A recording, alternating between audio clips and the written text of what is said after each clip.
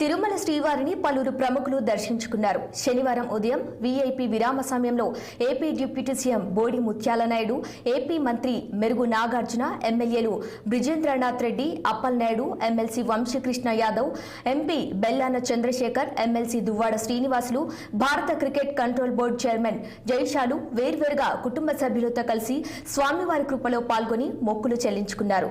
దర్శనానంతరం రంగనాయకుల మండపంలో వేద పండితులు వేద ఆశీర్వాదం అందించగా ఆలయ అధికారులు స్వామివారి తీర్థ ప్రసాదాలు అందజేసి పట్టు వస్త్రంతో సత్కరించారు.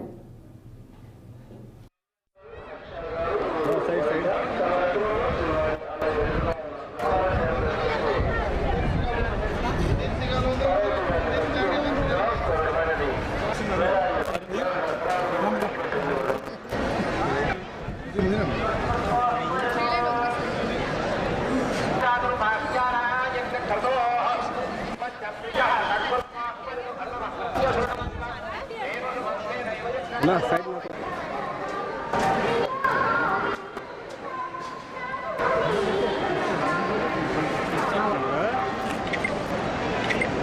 ఎవరు పోనా